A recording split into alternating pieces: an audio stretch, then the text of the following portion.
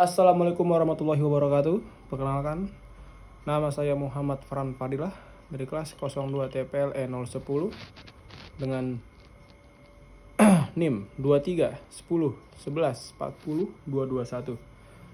Hari ini saya akan berbicara tentang pentingnya keterampilan berbicara dalam kehidupan sehari-hari.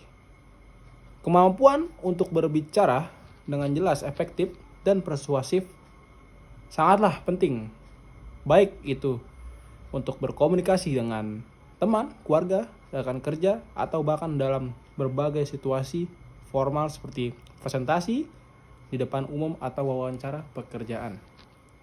Keterampilan berbicara bukan hanya tentang mengeluarkan kata-kata dari mulut kita, tetapi juga tentang bagaimana kita mengatur pikiran kita, menyusun argumen, dan menyampaikan pesan dengan tepat.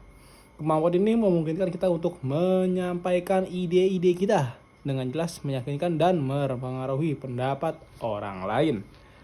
Untuk menjadi pembicara yang efektif, kita perlu memperlihatkan beberapa hal. Pertama, kita selalu perlu memahami audiens kita. Siapa yang akan mendengarkan sih? Nah, apa yang mereka butuhkan atau inginkan? Dengan memahami audiens kita dapat menyesuaikan pesan kita agar relevan dan bermanfaat bagi mereka. Kedua, kita perlu mempersiapkan pesan kita dengan baik. Ini termasuk menyusun struktur dengan jelas dan mengumpulkan informasi yang akurat dan memilih kata-kata yang tepat. Persiapan yang baik akan membantu kita untuk mengkomunikasi ide-ide dengan lebih efektif. Selain itu, penting untuk memperlihatkan bahasa tubuh dan intonasi suara kita seperti ekspresi wajah, gerakan tubuh, dan nada suara dapat memberikan tambahan makna dan mempengaruhi bagaimana pesan kita diterima oleh audiens. Yang ketiga, yaitu yang terakhir, kita perlu berlatih secara teratur. Semakin sering kita berbicara di depan publik, semakin percaya diri kita akan menjadi. Jangan takut untuk mencoba hal-hal yang baru atau membuat kesalahan. Itulah bagian dari proses belajar.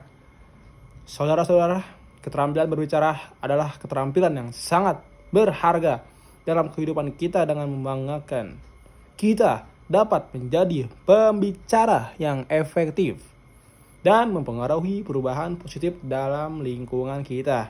Mari kita terus berlatih dan meningkatkan kemampuan kita untuk berbicara untuk dengan lebih baik, dan kita akan bisa menjadi orang yang sukses di masa yang akan datang. Materi tentang berbicara kita sangatlah memiliki peran yang sangat penting untuk bisa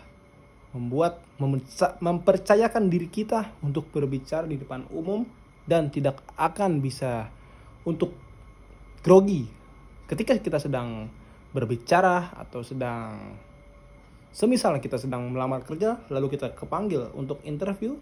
Jadi kita sudah memiliki proses untuk berbicara yang sangat teliti dan juga sangat benar.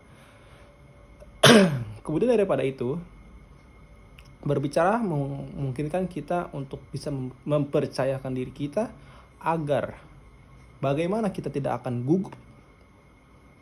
Maksud dari gugup adalah kita tidak akan bisa